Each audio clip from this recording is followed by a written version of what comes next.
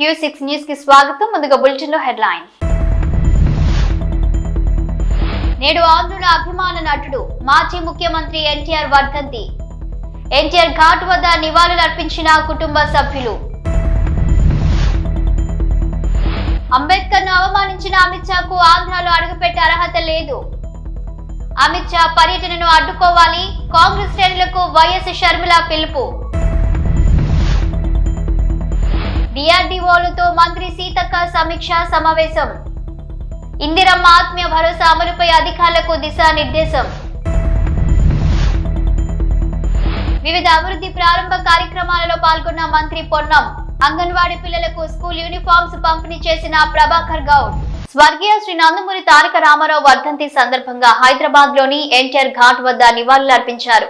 ఎన్టీఆర్ మనవడు ఐటీ విద్యాశాఖల మంత్రి నారా లోకేష్ తో పాటు ఎన్టీఆర్ కుమార్తె నారా భువనేశ్వరి ఉన్నారు. స్వర్గీయ శ్రీ నందమూరి తారక రామారావు వర్ధంతి సందర్భంగా హైదరాబాద్ లోని ఎన్టీఆర్ ఘాట్ వద్ద నివాళులర్పించారు. ఎన్టీఆర్ మనవళ్లు నటుడు జూనియర్ ఎన్టీఆర్ మరియు నటుడు నిర్మాత నందమూరి కళ్యాణ్ రామ్ ఎన్టీఆర్ ఘాట్ కు వచ్చిన వీరిద్దరూ ఆయనకు నివాళులు అర్పించి కాసేపు అక్కడే కూర్చొని వెళ్లారు.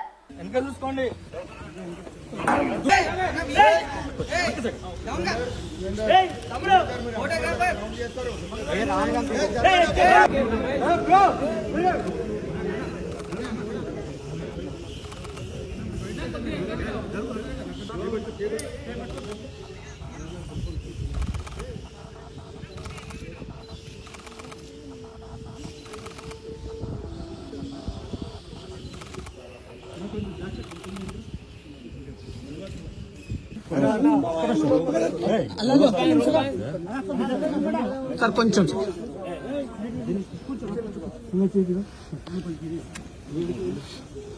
లక్షలాది మంది ముందే ఎన్టీఆర్ నన్ను పెళ్లి చేసుకున్నారు. ఆయన భారీగా ఇంటికి తీసుకొచ్చారు. ఆయన ఆనందం కోసం ఆరోగ్యం కోసం సేవ చేశా. చివరికి కొందరి కుతంత్రాల వల్ల ఆయన నన్ను వదిలేసి వెళ్లిపోయాడని ఆవేదన చెందారు ఎన్టీఆర్ రెండవ భార్య నందమూరి లక్ష్మీ పార్వతి. ఇప్పటికీ నా జీవితాన్ని నాశనం చేయడానికే కొందరు దుర్మార్గులు ప్రయత్నం చేస్తున్నారని ఆరోపించారు లక్ష్మీ పార్వతి. 30 ఏళ్లుగా నా పోరాటానికి స్ఫూర్తినిస్తున్న నా భర్త నందమూరి తారక రామారావు గారి ఆత్మకి శాంతి కలగాలని మనస్ఫూర్తిగా కోరుకుంటూ, నిరంతరంగా ఎన్నాళ్ళు ఈ పోరాటం సాగుతుందో నాకే తెలియదు. కళ్ళ ముందు ఎన్ని జరుగుతున్నా కూడా, ఎన్ని అకృత్యాలు జరుగుతున్నా కూడా బాధపడుతూనే ముందుకు సాగిపోతూనే ఉన్నాను. ఇప్పటికి కూడా ఈ అబద్ధాల ప్రపంచం, ఈ దుర్మార్గుల అరాచకం నన్ను వెంటాడుతూనే ఉంది, వేధిస్తూనే ఉంది. ఎన్ని రకాలుగా అవమానాలు ఎదుర్కోవాలో నాకే తెలియట్లా. నేను చేసిన తప్పేంటో ఇప్పటికి కూడా నాకు తెలియదు. ఆయన నన్ను వివాహం చేసుకున్నారు, అందరి ముందే చేసుకున్నారు, లక్షలాది జనం ముందు అనౌన్స్ చేసి చేసుకున్నారు, భారీగా ఇంటికి తీసుకొచ్చారు, గౌరవం ఇచ్చారు. చివరి వరకు ఆయన ఆరోగ్యం కోసం, ఆయన ఆనందం కోసం, తర్వాత ఆయన అధికారంలో రావటం కోసం నిరంతరం కృషి చేశాను. ఒక చిన్న పదవి తీసుకోలేదు, ₹1 డబ్బు ఆశించలేదు, నిస్వార్థంగానే మిగిలిపోయాను. చివరికి ఆయన వెళ్ళిపోయారు. ఎందుకు వెళ్ళిపోయారో కూడా తెలుసు, ఎన్ని కుతంత్రాలు జరిగాయో. ఆ తర్వాత కూడా వాళ్ళు వదిలిపెట్టకుండా అదే అబద్ధాలను కంటిన్యూ చేస్తూ నా జీవితాన్ని నాశనం చేయడానికి ప్రయత్నం చేస్తూ ఉన్నారు. అంబేద్కర్ ను అవమానించిన అమిత్ షాకు ఆంధ్రాలో అడుగుపెట్టే అర్హత లేదన్నారు ఏపీసీసీ అధ్యక్షురాలు వైఎస్ షర్మిల. అమిత్ షా పర్యటనను రాష్ట్ర కాంగ్రెస్ పార్టీ తీవ్రంగా వ్యతిరేకిస్తుందని, ఈ సందర్భంగా అంబేద్కర్ విగ్రహాల వద్ద పెద్ద ఎత్తున నిరసనలు వ్యక్తం చేయాలని పార్టీ నాయకత్వానికి పిలుపునిస్తున్నామన్నారు ఆమె. దేశ ప్రజలకు వెంటనే అమిత్ షా బహిరంగ క్షమాపణలు చెప్పాలి. తక్షణం మంత్రి పదవికి రాజీనామా చేయాలని డిమాండ్ చేస్తున్నాం. రాజ్యాంగ నిర్మాతను అవమానించడం అంటే దేశ ద్రోహంతో సమానం. నిండు సభలో అంబేద్కర్ ను హేళన చేస్తూ మాట్లాడిన అమిత్ షా దేశ ద్రోహి అంటూ విమర్శించారు వైఎస్ షర్మిల. బీజేపీ పార్టీ ఒక మతతత్వ పార్టీ, మతం పిచ్చి ఉన్న పార్టీ, కులం పిచ్చి ఉన్న పార్టీ.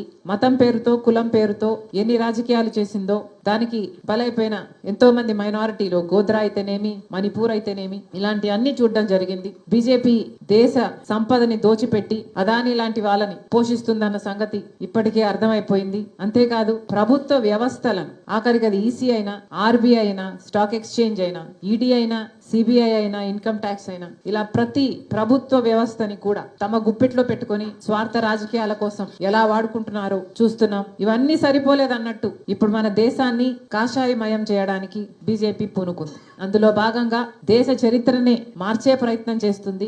ఆఖరికి స్వతంత్ర యోధులను కూడా కుట్రతో దేశద్రోహులుగా పోర్ట్రే చేసే ప్రయత్నం చేస్తున్నారు. ఆ క్రమంలోనే ఆఖరికి మహాత్మా గాంధీ గారిని కూడా వదిలిపెట్టకుండా ప్రపంచమంతా ఫాదర్ ఆఫ్ ద నేషన్ అని మహాత్మా గాంధీ గారిని అంతగా గౌరవిస్తే బీజేపీ పార్టీ మాత్రం మహాత్మా గాంధీ గారిని ఒక విలన్ గాను, గాంధీ గారిని చంపిన వాళ్ళని దేవుళ్ళగాను పరిగణించి వాళ్ళ గుళ్ళు కడుతున్నారు. ఇవన్నీ చూస్తున్నాం, ఇవన్నీ గమనిస్తున్నాం. మహాత్మా గాంధీ గారు అహింసావాది అయితే, సత్యం, అహింస, ప్రేమ, సోదర భావం గాంధీ గారి సిద్ధాంతాలు అయితే, వీటికి పూర్తి భిన్నంగా హింసా మార్గాన్ని ఎంచుకుంది బీజేపీ పార్టీ. మైనారిటీలు ఉండకూడదు అన్నట్టుగా మసీదులను ధ్వంసం చేయడం అయితేనేమి, చర్చులని నాశనం చేయడం అయితేనేమి, వాళ్ళ మీద దాడులు చేయడం అయితేనేమి బీజేపీకి అలవాటుగా మారిపోయాయి. మహాత్మా గాంధీ గారంటే గౌరవం లేదు, వారి సిద్ధాంతాలంటే విలువ లేదు. కేవలం మహాత్మా గాంధీ గారు కాంగ్రెస్ పార్టీ నాయకుడు కాబట్టి ఆయన లెగసీ కాంగ్రెస్ పార్టీకి తాకకూడదు అన్న ఉద్దేశం, ఆ అడ్వాంటేజ్ కాంగ్రెస్ పార్టీకి రాకూడదు అన్న వికెడ్ ఇంటెన్షన్. అంబేద్కర్ గారిని కూడా వదిలిపెట్టలేదు. అంబేద్కర్ గారు వర్గాల వాళ్ళలో వెలుగులు నింపిన వాడు. అంబేద్కర్ గారు ఈ రోజు మన దేశంలో అన్టచబిలిటీ లేదు అంటే దానికి కారణం అంబేద్కర్ లాంటి గొప్ప నాయకులు. అంతేకాదు మన రాజ్యాంగాన్ని రూపొందించిన వారు. ఈ రోజు మనకు ఓటు ఉంది అన్న, సమాజంలో ఈక్వాలిటీ ఉంది అన్న, జస్టిస్ ఉంది అన్న, ఇవన్నీ రాజ్యాంగం మనకిచ్చిన హక్కులు. సమాజంలో అందరూ స్వేచ్ఛగా, సమానంగా, సగర్వంగా బతికే అవకాశం మనకు రాజ్యాంగం ఇస్తుంది.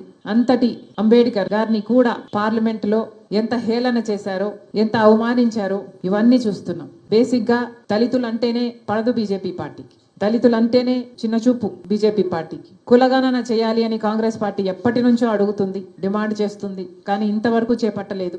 ఇలా అనేక రకాలుగా దళితులనైతేనేమి, దేశ ప్రజలనైతేనేమి, రాజ్యాంగాన్ని అయితేనేమి నాశనం చేసే ప్రయత్నం చేస్తుంది బీజేపీ పార్టీ. అందుకనే ఈ రోజు కాంగ్రెస్ పార్టీ ఈ పోరాటాన్ని చేపట్టింది. విచిత్రం ఏమిటంటే మన రాష్ట్రంలో బీజేపీ పార్టీ ఎక్కడో లేదు. బీజేపీ పార్టీ బాబు, జగన్, పవన్ వీళ్ళల్లోనే ఉంది. మన రాష్ట్రంలో ఎంతమంది ఎంపీలు ఉంటే అంతమంది బీజేపీ పార్టీకే మద్దతు ఇస్తున్నారు. అది తెలుగుదేశం కానివ్వండి, వైసీపీ కానివ్వండి, చంద్రబాబు గారైనా, జగన్ గారైనా, పవన్ కళ్యాణ్ గారైనా, వివిధ పార్టీల్లో ఉండి కూడా బీజేపీ ఇంత ఘోరంగా చేస్తున్నా కూడా ఈరోజు అదే పార్టీకి మద్దతు ఇస్తూ అదే బీజేపీ పార్టీకి గులాంగిరి చేస్తున్నారు. అందుకే ఈరోజు కాంగ్రెస్ పార్టీ మీ అందరి మద్దతు కూడా కూడగట్టుకొని ప్రెసిడెంట్ గారికి ఒక రెజల్యూషన్ పంపించి అమిత్ షా గారు రిజైన్ చేసేటట్టు, బీజేపీ పార్టీ క్షమాపణ చెప్పేటట్టు ఒక రెజల్యూషన్ కూడా ఈరోజు పాస్ చేయాలని నిర్ణయించి మీ అందరినీ ఆహ్వానించడం జరిగింది. మరొకసారి వచ్చిన ప్రతి ఒక్కరికి మనస్ఫూర్తిగా స్వాగతం, మనస్ఫూర్తిగా కృతజ్ఞతలు. Thank you.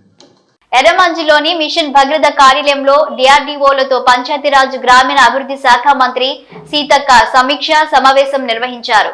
ఇందిరమ్మ ఆత్మీయ భరోసా అమలుపై జిల్లా గ్రామీణ అభివృద్ధి అధికారులకు దిశానిర్దేశం చేశారు మంత్రి.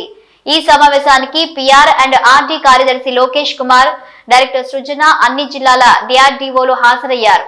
హుస్నాబాద్ నియోజకవర్గం కోహెడ మండల కేంద్రంలోని అంగన్వాడీ 2 వద్ద anganwadi and pre primary school పిల్లలకు యూనిఫామ్స్ పంపిణీ చేశారు మంత్రి పొన్నం ప్రభాకర్ గౌడ్.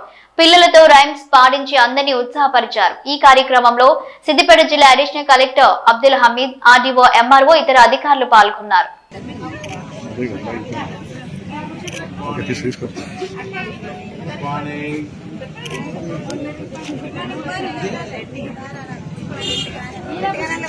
ఒక్కసారి చూడండి. ఓకే.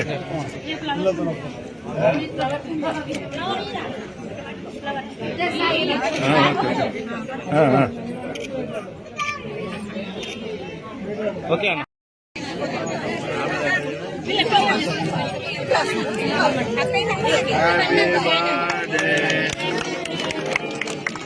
అమ్మ జరగండి అమ్మ.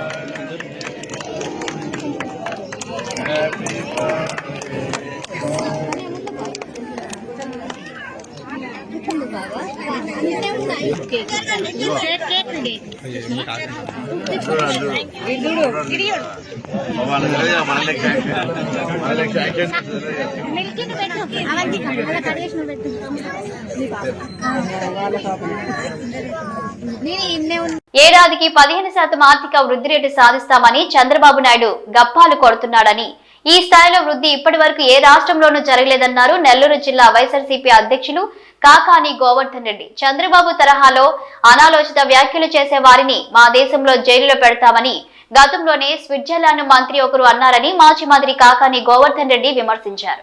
తలసరి ఆదాయం విషయం, పర్ క్యాపిటల్ విషయంలో చంద్రబాబు నాయుడు చెప్పేటువంటి విషయాలు ఎక్కడ ఈ ప్రపంచంలో ఎక్కడ జరగనటువంటి విషయాలు చంద్రబాబు నాయుడు ఈ రోజు వదిలేస్తున్నాడు. అరే ఒకసారి నాకు ఆలోచన, ఆయన పాపం ఏదో ఆర్థిక రంగ నిపుణుడు నేనని చెప్పుకుంటాడు. నాకు తెలిసినంత వరకు ఆయన ఇంటర్మీడియట్ ఏదో తప్పాడు, మళ్ళీ ఏదో డిగ్రీ పాస్ అయ్యాడు, ఏదో కింద మీద పడి.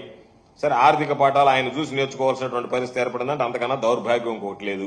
ఆయన ఏం చెప్తున్నాడు, ఏడాదికి 15% వృద్ధి సాధిస్తామని చెప్పి కోతలు కోసాడు. జనాలకేమో ఇస్తానని ఇవ్వకుండా వాతలు పెడతా, నిన్నేమో ఎక్కడ లేనటువంటి కోతలు 15% వృద్ధి రేటు సాధిస్తానని చెప్పి కోతలు కోసి వెళ్ళిపోయాడు. ఈయన ఎక్కడా లేనటువంటి వృద్ధి రేటు నేను సాధిస్తానని చూస్తే నాకు అర్థమైంది ఏంటంటే ఇటువంటి మాటలు ఎవరు మాట్లాడలేరు.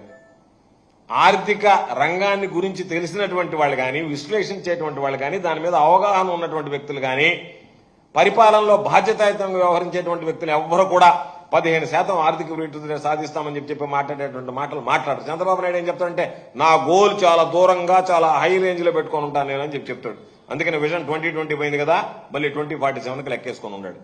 కాబట్టి ఇటువంటి పరిస్థితుల్లో ఎందుకంటే ఈ మాట చెప్పామంటే చంద్రబాబు నాయుడు మాత్రమే చెప్పగలరు, ఎవరు చెప్పలేడు. అందుకనే స్విట్జర్లాండ్కి చెందినటువంటి మినిస్టర్ ఒకసారి గుర్తు చేస్తే పాస్కల్ అని చెప్పాడు, ఇలాంటి వ్యాఖ్యలు చేసేటువంటి వాళ్ళని మా దేశంలో జైల్లో వేస్తారని చెప్పాడు.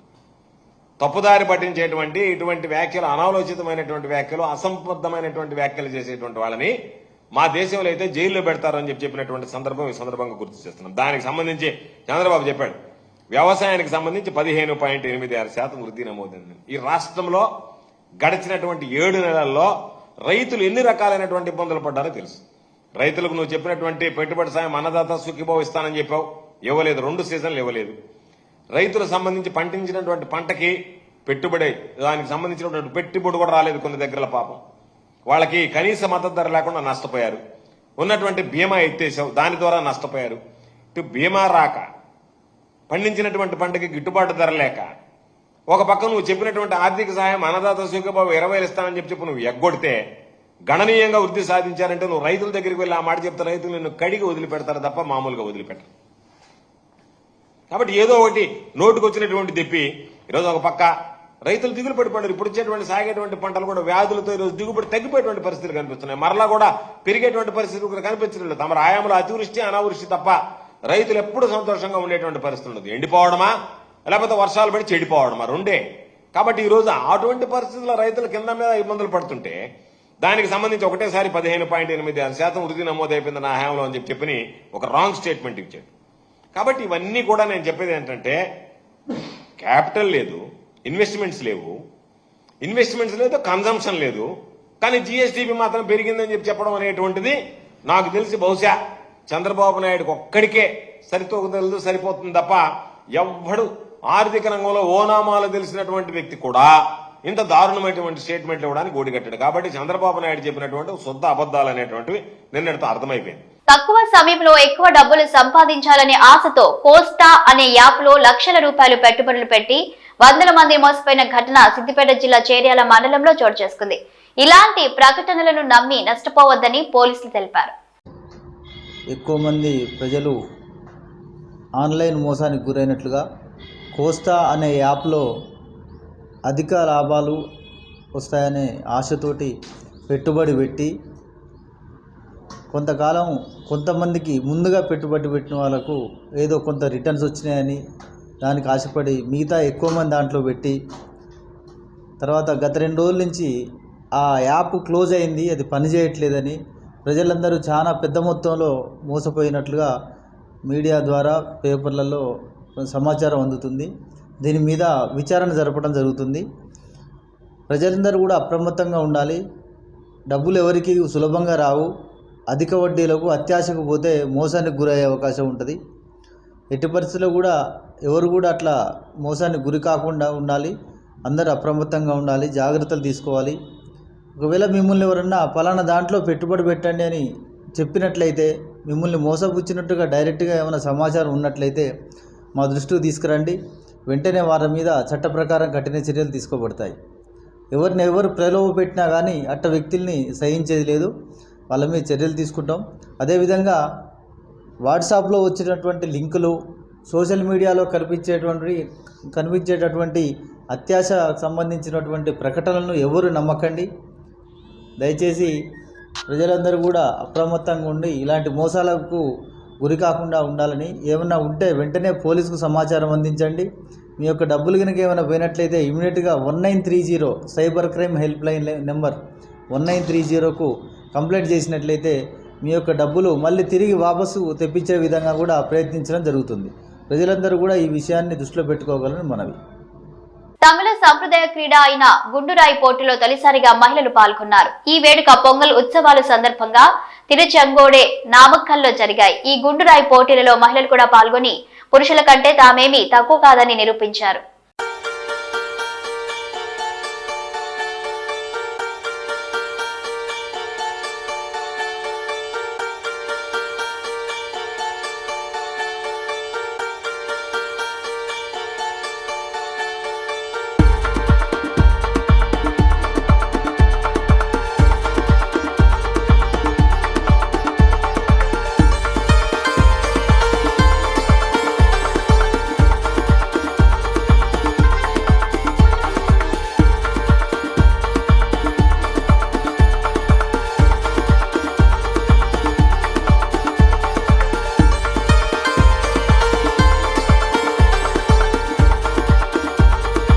విజయవాడ ఇందిరాగాంధీ మున్సిపల్ స్టేడియంలో 76వ గణతంత్ర దినోత్సవానికి విస్తృత ఏర్పాట్లు చేయాలని ప్రభుత్వ ప్రధాన కార్యదర్శి కె విజయానంద్ అధికారులను ఆదేశించారు.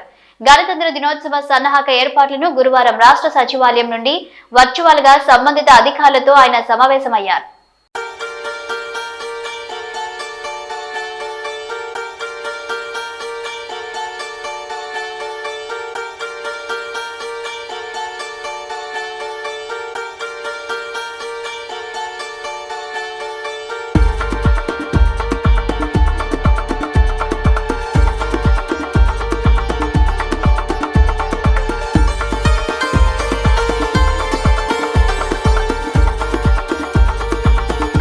ఏళ్లుగా ఆస్తిలో వాటా ఇవ్వకుండా తమ భూమి దగ్గరికి వెళ్తే విచక్షణ రహితంగా పెద్దనాన్న కొట్టిస్తున్నారంటూ 60 ఎకరాల భూమిలో వాటాదారులమైన పూట గడవక పస్తులు ఉంటున్నామని, తమకు న్యాయం చేయకపోతే తమకు చావే గతి అంటూ రోడ్డెక్కారు ఆ బాధితులు.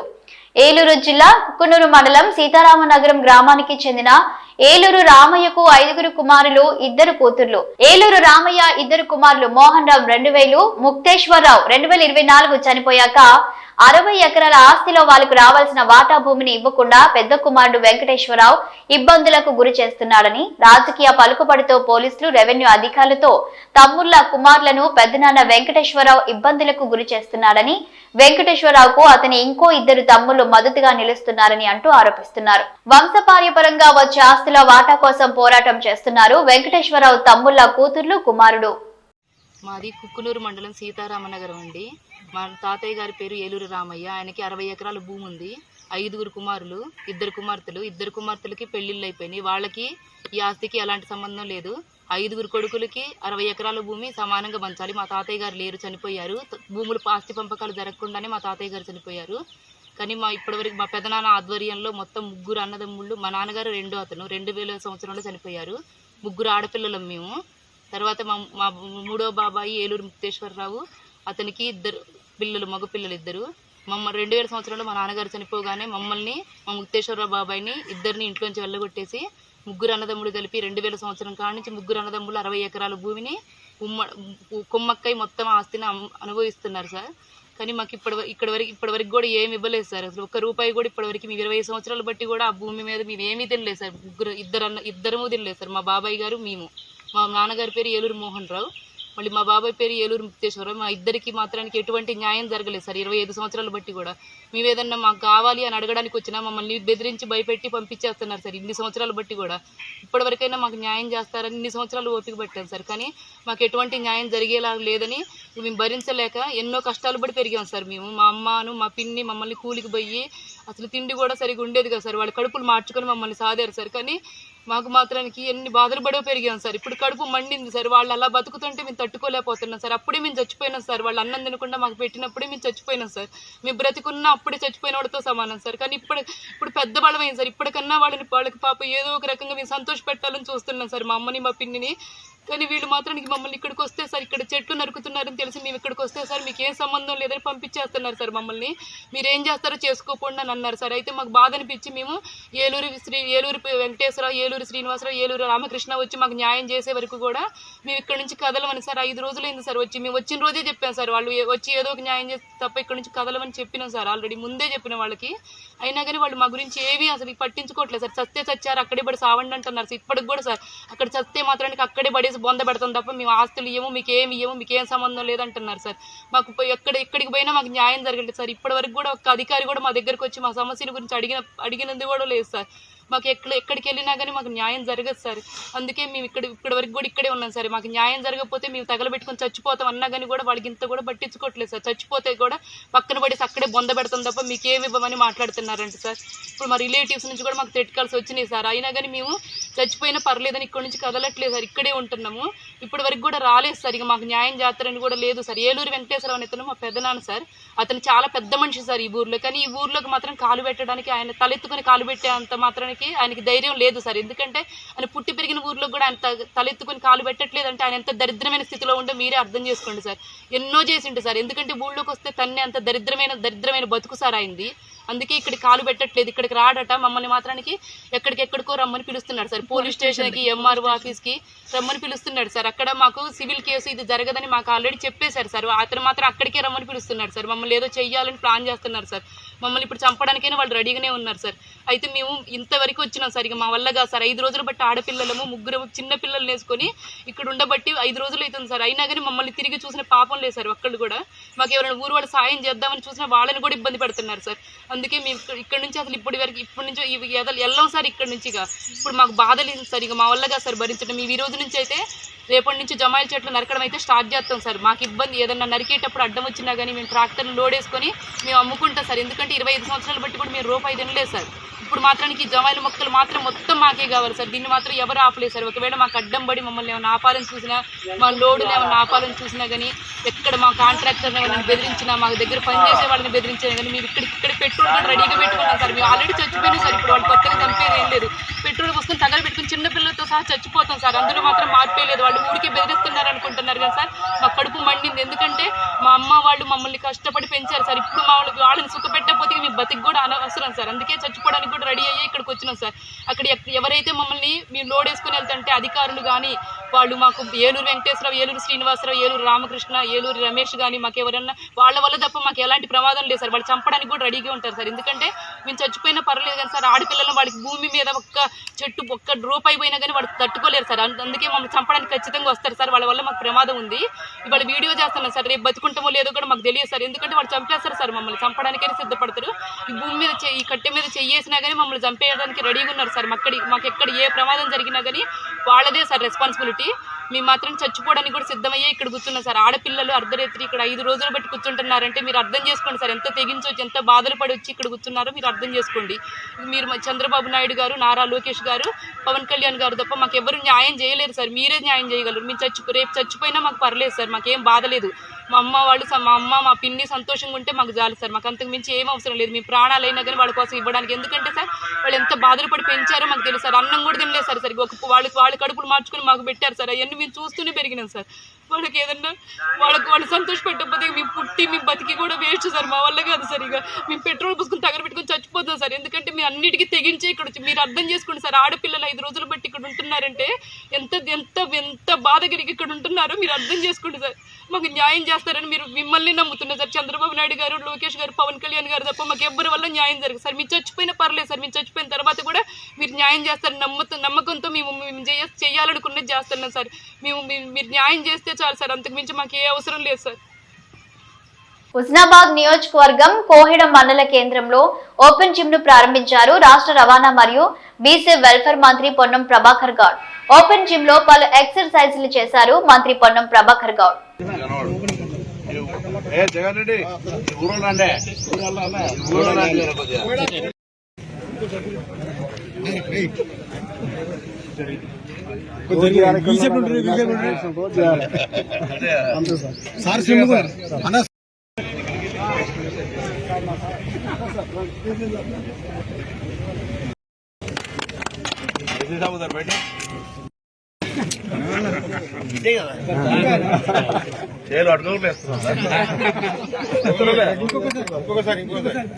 ఇవి బులెటిన్ అప్డేట్స్, చూస్తూనే ఉండండి న్యూస్.